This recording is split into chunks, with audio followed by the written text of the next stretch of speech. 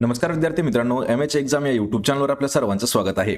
या व्हिडिओमध्ये आज आपण मागील पोलीस भरतीमध्ये विचारण्यात आलेले महत्त्वाचे 22 प्रश्न पाहणार आहोत। आणि मित्रांनो, हे जे प्रश्न आहेत हे आपल्याला येणाऱ्या जी पोलीस भरती असणार आहे म्हणजे आगामी होणाऱ्या पोलीस भरतीसाठी सर्वात महत्त्वाचं रिव्हिजन म्हणून ठरणारे हे प्रश्न आहेत। कारण यामध्ये आपण 22ची 22 ही प्रश्न प्रीवियस क्वेश्चन पेपर मधील घेतलेले आहेत। त्यामुळे आपल्याला या व्हिडिओची जर पीडीएफ डाउनलोड करायची असेल तर मराठी नोकरी या नावाने आपलं टेलिग्राम चॅनल आहे, सोबतच आपला व्हॉट्सअप ग्रुप देखील आहे। दोघांच्याही लिंक्स तुम्हाला मिळून जातील। आणि मित्रांनो, चॅनलवरती जर नवीन असाल तर लगेच आपल्या महाराष्ट्र एक्झाम यूट्यूब चॅनलला सबस्क्राइब करून ठेवा। चला तर व्हिडिओला सुरुवात करूया। तर पहा, आपला प्रश्न पहिला आहे, महाराष्ट्र राज्य गुन्हे अन्वेषण विभागाचे मुख्यालय खालीलपैकी कोणत्या ठिकाणी स्थित आहे? मित्रांनो, प्रश्नाचं जर उत्तर येत असेल तर 3 ते 5 सेकंदामध्ये आपण प्रश्नाचं उत्तर कमेंट करून द्यायचं आहे, म्हणजे आपलं रिव्हिजन देखील याच व्हिडिओमध्ये होऊन जाईल। महाराष्ट्र राज्य गुन्हे अन्वेषण विभागाचं मुख्यालय कोणत्या ठिकाणी आहे? तर याचं उत्तर होईल पहा ऑप्शन क्रमांक 2, तर पुणे या ठिकाणी स्थित आहे।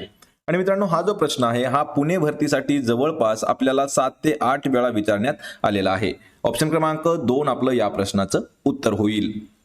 यानंतरचा प्रश्न आहे, मराठी वृत्तपत्राचे जनक म्हणून खालीलपैकी कोणाला ओळखले जाते? मराठी वृत्तपत्राचे जनक हा प्रश्न आपल्याला मराठी व्याकरणामध्ये सुद्धा विचारला जातो आणि हाच प्रश्न आपल्याला इतिहासामध्ये सुद्धा विचारला जातो। मराठी वृत्तपत्राचे जनक म्हणून कोणाला ओळखले जाते?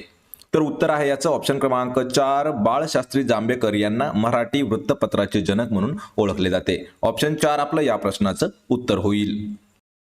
यानंतरचा प्रश्न आहे पहा, डिप्रेस्ड क्लासेस मिशन या संस्थेची स्थापना खालीलपैकी कोणी केलेली आहे? मित्रांनो, जेवढ्या काही इतिहासामध्ये महत्त्वाच्या संस्था आहेत त्या संस्था आणि त्यांचे संस्थापक कोणत्या वर्षी ती संस्था स्थापन झाली यावरही आपण एक व्हिडिओ घेतलेला आहे, त्याची लिंक मी तुम्हाला डिस्क्रिप्शन मध्ये दिलेली आहे। डिप्रेस्ड क्लासेस मिशन या संस्थेची स्थापना ही जी आहे ही वी रा शिंदे म्हणजेच विठ्ठल रामजी शिंदे यांनी केलेली आहे। पर्याय क्रमांक 3 आपलं उत्तर होईल। यानंतरचा प्रश्न आहे, खालीलपैकी कोणत्या महासागरामध्ये सर्वाधिक खोली असणारे ठिकाण आहे? पहा, सर्वाधिक खोली असणारे ठिकाण हे जे आहे हे ऑप्शन क्रमांक 3 पॅसिफिक महासागरामध्ये आहे। आणि तो जो आहे पहा, तो मरियाना गर्ता, मरियाना ट्रेंच किंवा मरियाना गर्ता हे जे आहे हे पॅसिफिक महासागरातील सर्वात खोल असणारं ठिकाण आहे। पर्याय क्रमांक 3 आपलं या प्रश्नाचं उत्तर होईल। यावरती आपल्याला अल्टरनेट प्रश्न विचारण्यात आला होता पहा, मरियाना स्ट्रेंच किंवा मरियाना गर्ता जो आहे हा कोणत्या महासागरामध्ये आहे? तर तो आहे पॅसिफिक महासागरामध्ये। ऑप्शन 3 आपलं उत्तर होईल। यानंतरचा प्रश्न आहे, सौर मालिकेतील कोणत्या ग्रहाला लाल ग्रह असे सुद्धा म्हटले जाते? लाल ग्रह कोणत्या ग्रहाला म्हटले जाते? तर या प्रश्नाचं उत्तर होईल पर्याय क्रमांक 4, तर मंगळ ग्रहाला म्हटलं जातं पहा लाल ग्रह, रेड प्लॅनेट। ऑप्शन क्रमांक 4 आपलं या प्रश्नाचं उत्तर होईल। यानंतरचा प्रश्न आहे, खालील वाक्य पूर्ण करण्यासाठी योग्य वाक्प्रचार निवडायचा आहे। या ठिकाणी वाक्य काय आहे पहा, प्रत्येकाच्या आईवडील किंवा प्रत्येकाचे आईवडील आपल्या मुलांच्या भविष्याचे डॅश। तर या ठिकाणी आपल्याला कोणता वाक्प्रचार असणार आहे हे सांगायचं आहे। मित्रांनो, हा प्रश्न खूप महत्त्वाचा आहे पहा, टीसीएस मध्ये सुद्धा हा प्रश्न विचारण्यात आला होता। तर या प्रश्नाचं उत्तर असणार आहे ऑप्शन क्रमांक 3, तर आखाडे बांधतात असा शब्द आहे, लक्षात ठेवा। प्रत्येकाचे आई वडील आपल्या मुलांच्या भविष्याचे आखाडे बांधतात। ऑप्शन क्रमांक 3 आपलं या प्रश्नाचं उत्तर होईल। यानंतरचा प्रश्न आहे, ठाणे जिल्ह्याचे विभाजन होऊन पालघर जिल्हा खालीलपैकी कोणत्या तारखेस अस्तित्वात आला? यावरती 2 प्रश्न मित्रांनो हमेशा लक्षात ठेवायचे। पहिलं कोणत्या तारखेला अस्तित्वात आला आणि दुसरा म्हणजे कोणत्या वर्षी आला। या ठिकाणी आपल्याला दोन्ही वेळा प्रश्न विचारण्यात आले आहेत। या ठिकाणी कसे प्रश्न तयार होतात या प्रश्नावरून मी तुम्हाला सांगतो। तर या जे ठाणे जिल्हा आहे त्याचं विभाजन होऊन पालघर हा जो जिल्हा आहे 1 ऑगस्ट 2014 ला अस्तित्वात आला। लक्षात ठेवा, वर्ष कधी आहे 2014। कधी पूर्ण जर तारीख विचारली 1 ऑगस्ट 2014। या ठिकाणी अजून एक प्रश्न विचारलेला आहे आपल्याला की पालघर जिल्हा कोणत्या जिल्ह्यातून विभाजन करून तयार झालेला आहे? तर पालघर हा जो आहे हा लक्षात ठेवा ठाणे या जिल्ह्यामधून निघालेला जिल्हा आहे, म्हणजे विभाजन झालेला आहे। पर्याय 1 आपलं या प्रश्नाचं उत्तर होईल। यानंतरचा प्रश्न आहे, बिनभाड्याचे घर या अलंकारिक शब्दासाठी दिलेल्या पर्यायातून योग्य शब्द निवडायचा आहे। बिनभाड्याचे घर यावरती आपल्याला 4 वेळा प्रश्न विचारण्यात आला होता आणि तोही सोलापूर या भरतीसाठी, सोलापूर जिल्हा आहे त्यासाठी 4ही वेळा विचारण्यात आलेला आहे। बिनभाड्याचे घर हा अलंकारिक शब्द तुरुंग यासाठी वापरला जातो पहा, तुरुंग म्हणजेच जेल। पर्याय 3 आपलं या प्रश्नाचं उत्तर होईल। यानंतरचा प्रश्न आहे, भारतातील एकमेव जिवंत असणारे ज्वालामुखी खालीलपैकी कोणत्या ठिकाणी स्थित आहे? पहा, भारतातील एकमेव जिवंत ज्वालामुखी कोणत्या ठिकाणी आहे? मित्रांनो, हा प्रश्न खूप वेळा विचारण्यात आलेला आहे आणि हा प्रश्न आपण कम्युनिटीमध्ये सुद्धा पोल केला होता. तर त्या ठिकाणी लोकांनी दिएगो गार्गिया बेट जे आहे असं सांगितलं होतं. पण या प्रश्नांचं उत्तर काय असणार आहे? पर्याय क्रमांक 2 जे बॅरन बेट आहे, हे भारतातील असा एकमेव ज्वालामुखी आहे की तो सध्या सुद्धा अस्तित्वात म्हणजे जिवंत आहे. पर्याय क्रमांक 2 आपलं या प्रश्नाचं उत्तर होईल. यानंतरचा प्रश्न आहे, 2024चा प्रजासत्ताक दिनाच्या सोहळ्याचे प्रमुख पाहुणे कोण होते? पहा, 2024ला प्रजासत्ताक दिन म्हणजेच कोणता? तर 26 जानेवारी 2024. लक्षात ठेवा. तर या दिवशी जो प्रजासत्ताक दिन जो साजरा केला जातो, तर त्या सोहळ्याचे प्रमुख पाहुणे कोण होते? यावर मित्रांनो आपल्याला प्रत्येक वर्षी प्रश्न विचारण्यात आलेला आहे. 2023च्या प्रजासत्ताकचे विचारण्यात आला आहे. लक्षात ठेवा, 2024 वर सुद्धा विचारण्यात आलेला आहे. आणि या प्रश्नाचं उत्तर असणार आहे, पहा, ऑप्शन क्रमांक 1 तर इमॅन्युएल मॅक्रॉन हे जे आहेत हे 2024च्या प्रजासत्ताक दिनाच्या सोहळ्याचे पाहुणे होते. पर्याय 1 आपलं या प्रश्नाचं उत्तर होईल, इमॅन्युएल मॅक्रॉन. यानंतरचा प्रश्न आहे, 1869 मध्ये मुंबईत स्थापन झालेल्या ईस्ट इंडिया असोसिएशनच्या शाखेचे अध्यक्ष खालीलपैकी कोण होते? या ठिकाणी आपल्याला 2 प्रश्न तयार होतात. लक्षात ठेवा. तर कोणत्या वर्षी ईस्ट इंडिया असोसिएशन स्थापन झालं त्याची शाखा? तर ती झाली 1869 ला. लक्षात ठेवा. पण ती कोणत्या ठिकाणी झाली? मुंबई हा शब्द इम्पॉर्टंट असणार आहे, कारण मुंबईत झालेली आहे 1869 ला. तर त्या शाखेचे अध्यक्ष कोण होते? तर त्याचे अध्यक्ष होते भाऊ दाजी लाड. पर्याय क्रमांक 3 आपलं या प्रश्नाचं योग्य उत्तर होईल. यानंतरचा प्रश्न आहे, इसवी सन 1873 साली महात्मा फुले यांनी खालीलपैकी कोणत्या समाजाची स्थापना केली होती? यावरही मित्रांनो आपल्याला 3 प्रश्न तयार होतात आणि 3ही प्रश्न आपल्याला परीक्षेमध्ये विचारण्यात आलेले होते. या ठिकाणी उत्तर काय असणार आहे? पहा, उत्तर आहे याचं पर्याय क्रमांक 2 तर सत्यशोधक समाज. या ठिकाणी प्रश्न कसे विचारले होते? सत्यशोधक समाजाची स्थापना कोणत्या वर्षी झाली? तर ती झाली 1873 साली. सत्यशोधक समाजाची स्थापना कोणी केली? तर ती केली, पहा, महात्मा फुले यांनी. आणि तिसरा प्रश्न आहे की महात्मा फुले यांनी कोणत्या समाजाची स्थापना केली? तर तो आहे काय? सत्यशोधक समाज. पर्याय क्रमांक 2 आपलं या प्रश्नाचं योग्य उत्तर होईल. यानंतरचा प्रश्न आहे, पहा, गोखी प्रकल्प यवतमाळ जिल्ह्यातील कोणत्या तालुक्यामध्ये स्थित आहे? पहा, गोखी प्रकल्प. आणि मित्रांनो हा जो प्रश्न आहे यावर आपल्याला 2 वेळा प्रश्न विचारण्यात आला आहे, पहा, यवतमाळ भरतीसाठी. एक ठिकाणी प्रश्न असा विचारला होता आपल्याला की गोखी प्रकल्प कोणत्या जिल्ह्यात आहे? तर तो आहे, पहा, यवतमाळ या जिल्ह्यामध्ये. पण यवतमाळ जिल्ह्यातील दारव्हा हा जो तालुका आहे त्या तालुक्यामध्ये स्थित आहे.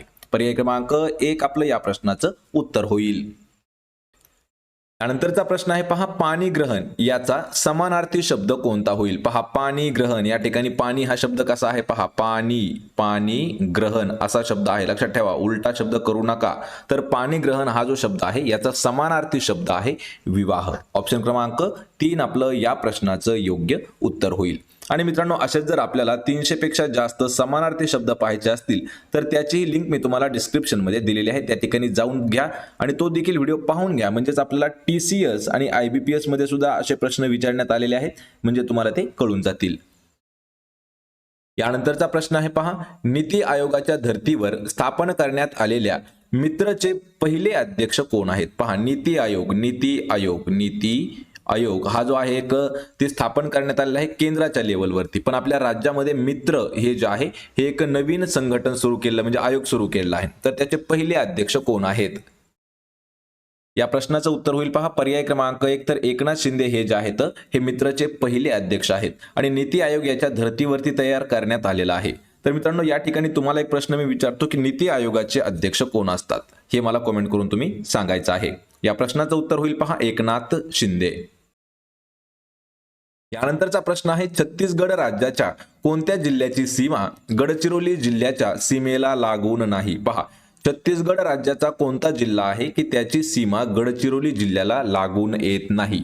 म्हणजेच आपल्याला काय सांगितलं आहे की असा प्रश्न राज्यावरती सुद्धा विचारला जातो, असा प्रश्न आपल्याला देशावरती सुद्धा विचारला जातो. या ठिकाणी हा प्रश्न मित्रांनो आपल्याला 3 वेळा गडचिरोलीमध्ये विचारण्यात आलेला आहे. आणि या प्रश्नाचं योग्य उत्तर काय असणार आहे पहा, ऑप्शन क्रमांक 3. तर सुकमा हा जो जिल्हा आहे हा छत्तीसगड मधील जिल्हा आहे, जो की आपल्या गडचिरोली जिल्ह्याला लागून येत नाही. यामध्ये मोहल्ला, मानपूर, कांकेर आणि विजापूर हे जे तीनही जिल्हे आहेत हे गडचिरोलीला लागून आहेत. म्हणजेच ऑप्शन क्रमांक 4 आपलं या प्रश्नाचं उत्तर होईल. यानंतरचा प्रश्न आहे, रंगाचे ज्ञान होण्यासाठी मानवी डोळ्यातील कोणत्या पेशी उपयुक्त ठरतात? रंगाचे ज्ञान होण्यासाठी कोणत्या पेशी उपयुक्त असतात? तर त्या असतात ऑप्शन क्रमांक 1 शंकू पेशी. ह्या ज्या आहेत ह्या म्हणजे हे जे आहे रंग, कलर्स, त्यांचं ज्ञान होण्यासाठी मानवी डोळ्यामध्ये असतात पहा शंकू पेशी, आणि त्या उपयुक्त ठरतात. ऑप्शन 1 आपलं या प्रश्नाचं उत्तर होईल. यानंतरचा प्रश्न आहे पहा, लोअर पैनगंगा या आंतरराष्ट्रीय धरण प्रकल्पामुळे महाराष्ट्रासोबत सहकारी राज्य खालीलपैकी कोणते आहे? पहा, लोअर पैनगंगा या आंतरराष्ट्रीय धरण प्रकल्प आहे, तर त्यासोबत म्हणजे त्या प्रकल्पामध्ये महाराष्ट्र राज्यासोबत त्याला साथ देणार किंवा सहकारी राज्य कोणतं ठरलेलं आहे? या प्रश्नाचं उत्तर होईल ऑप्शन क्रमांक 3. तर महाराष्ट्रासोबत तेलंगणा हे जे आहे सहकारी राज्य आहे.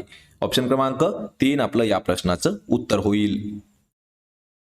यानंतरचा प्रश्न आहे पहा, एशियन डेव्हलपमेंट बँकेचे मुख्यालय खालीलपैकी कोणत्या शहरामध्ये स्थित आहे?